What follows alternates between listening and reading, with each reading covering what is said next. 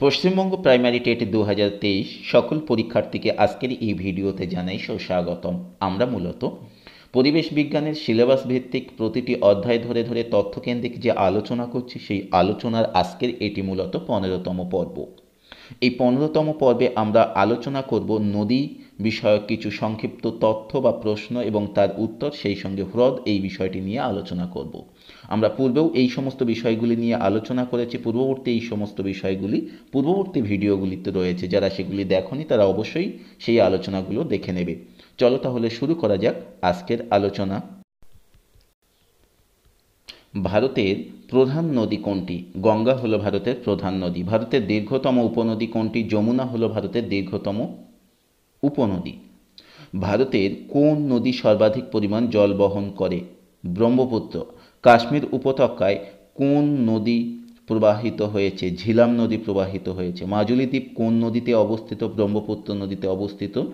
ভারতের কোন কোন নদীর মোহনায় বদ্বীপ সৃষ্টি হয়নি? নর্মদা ও তাপ্তি নদীর মোহনায় বদ্বীপ সৃষ্টি হয়নি।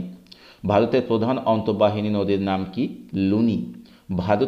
দক্ষিণ ভারতের গঙ্গা কোন নদীকে বলা হয়? গোদাবরী দৈর্ঘ্য অনুসারে এবং কাবেরী পবিত্রতা অনুসারে নদীকে দক্ষিণ ভারতের গঙ্গা বলা হয়। অর্থাৎ গোদাবরী ও কাবেরী এই দুটি নদীকেই দক্ষিণ ভারতের গঙ্গা বলা হয়। দৈর্ঘ্য অনুসারে গোদাবরীকে এবং পবিত্রতা অনুসারে কাবেরীকে। এই হীরাকুদ বাঁধ কোন নদীর উপর অবস্থিত? মহানদীর উপর। কোন নদীতে ধোঁয়াধার জলপ্রপাত সৃষ্টি হয়েছে? নর্মদা নদীতে ধোঁয়াধার জলপ্রপাত সৃষ্টি হয়েছে। ভারতের দীর্ঘতম নদীর নাম কি? গঙ্গা নদী। কোন দুই নদীর মিলিত প্রবাহ গঙ্গা নামে পরিচিত? ভাগীরথী ও অলকানন্দা নদীর মিলিত প্রবাহ গঙ্গা নামে পরিচিত। ভারতে গঙ্গার প্রধান শাখা নদী কোনটি? ভাগীরথী হুগলি গঙ্গার প্রধান শাখা নদী।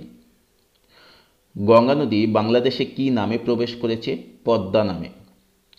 গঙ্গা নদী তীরে কোন কোন শহর গড়ে উঠেছে? হরিদ্বার, এলাহাবাদ, বারাণসী, পাটনা, ভাগলপুর প্রভৃতি। দিল্লি কোন নদীর তীরে গড়ে উঠেছে? যমুনা নদীর তীরে। কুম্ভ মেলা কোথায় অনুষ্ঠিত হয়? কত বছর অন্তর হয়? কুম্ভ মেলা প্রয়াগরাজে অনুষ্ঠিত হয়। এটি 12 বছর অন্তর হয় বা পর হয়। সিন্ধু নদীর দীর্ঘতম উপনদীর নাম কি? শতদ্রু সিন্ধু নদীর দীর্ঘতম উপনদী। শ্রীনগর শহরটি কোন নদী তীরে গড়ে উঠেছে? সিলাম বা বেতস্তা নদী তীরে। ভাকরানাঙ্গাল বাঁধ কোন নদীর উপর গড়ে উঠেছে? শতদ্রু নদীর উপর। ব্রহ্মপুত্র নদ তিব্বতে কি নামে পরিচিত? সাংপো নামে পরিচিত। কোন কোন নদীর মিলিত প্রবাহ ব্রহ্মপুত্র নামে পরিচিত? আসামের সাদিয়ার কাছে দিহং নদীটি দিবং ও লোহিত নদীর সঙ্গে মিলিত হয়ে ব্রহ্মপুত্র নামে পরিচিত। ব্রহ্মপুত্র নদীর তীরে প্রধান শহর কি? ডিব্রুগড়, তেজপুর, গুয়াহাটি। ভারতের প্রথম দ্বীপ জেলা কোনটি? মাজুলি দ্বীপ। ভারতের দীর্ঘতম সড়ক সেতু কোনটি অথবা ভূপেন হাজারিকা সেতু কোন নদীর উপর নির্মিত হয়েছে এবং কোন রাজ্যগুলিকে যুক্ত করেছে? আসাম ও অরুণাচল প্রদেশ এই দুটি রাজ্যকে যুক্ত করেছে। কোন নদীকে দক্ষিণ ভারতের গঙ্গা বলা হয়? গোদাবরী। দক্ষিণ ভারতের দীর্ঘতম নদীর নাম গোদাবরী। গোদাবরী নদী কোন কোন রাজ্যের উপর দিয়ে প্রবাহিত? মহারাষ্ট্র, তেলেঙ্গানা, অন্ধ্রপ্রদেশ প্রভৃতি রাজ্যের উপর দিয়ে প্রবাহিত। শ্রীরামসাগর বাঁধ কোন নদীর উপর নির্মিত হয়েছে? গোদাবরী নদীর উপর নির্মিত হয়েছে। ভারতে কোন নদীর বদ্বীপ পাখির পায়ের মতো? কৃষ্ণা নদীর বদ্বীপ। কৃষ্ণা নদীর উপর কোন বাঁধ নির্মিত হয়েছে? নাগার্জুন সাগর বাঁধ, শ্রী সালেম বাঁধ, আলমার্টি বাঁধ। হায়দ্রাবাদ শহরটি কোন নদীর তীরে অবস্থিত? মুসি নদীর তীরে অবস্থিত। কোন নদীকে দক্ষিণ ভারতের সবচেয়ে পবিত্র নদী বলে মনে করা হয়? কাবেরী নদীকে। দক্ষিণ ভারতের শস্য ভাণ্ডার বলা হয় কাকে? কাবেরী নদীর বদ্বীপকে। জামশেদপুর লৌহ ইস্পাত কারখানা কোন নদীর তীরে গড়ে উঠেছে? জামশেদপুর লৌহ ইস্পাত কারখানা সুবর্ণরেখা নদী তীরে গড়ে উঠেছে। হুড্রু জলপ্রপাত কোন নদীতে অবস্থিত? সুবর্ণরেখা। কোন নদীকে নর্মদা নদীর যমজ নদী বলা হয়?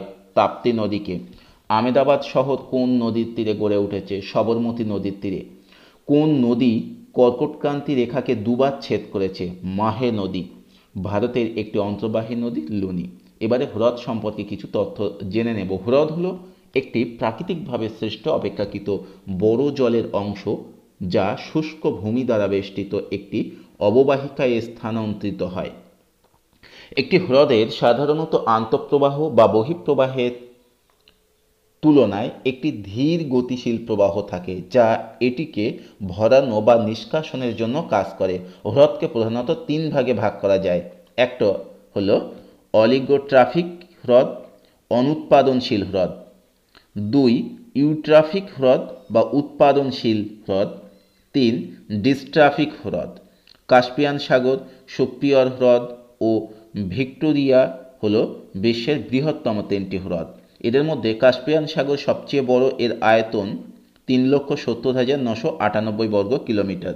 মৃত সাগর বিশ্বের নিম্নতম হ্রদ, এটি সমুদ্র তলদেশের 408 মিটার নিচে অবস্থিত। বৈকাল হ্রদ বিশ্বের গভীরতম মিষ্টি পানির হ্রদ বা মিষ্টি জলের হ্রদ, এটি সর্বোচ্চ 1,637 মিটার পর্যন্ত গভীর।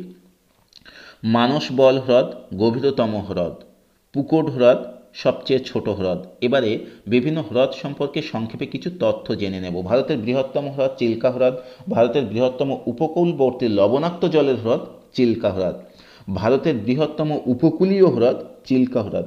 ভারতের বৃহত্তম উপহ্রদ চিল্কা হ্রদ, এটি রয়েছে উড়িষ্যা। চিল্কা হ্রদ থেকে এত ধরনের প্রশ্ন হতে পারে। ভারতের বৃহত্তম ও অন্তর্দেশীয় লবণাক্ত জলের হ্রদ সম্বর হ্রদ, রাজস্থান। ভারতের বৃহত্তম স্বাদু জলের হ্রদ উলার হ্রদ, কাশ্মীর উপত্যকায়। ভারতের দীর্ঘতম হ্রদ ভেম্বনাদ, কেরালা। ভারতের বৃহত্তম কয়াল ভেম্বনাদ, কেরালা। ভারতের উচ্চতম লবণাক্ত জলের হ্রদ প্যাংগং হ্রদ, লাদাখ।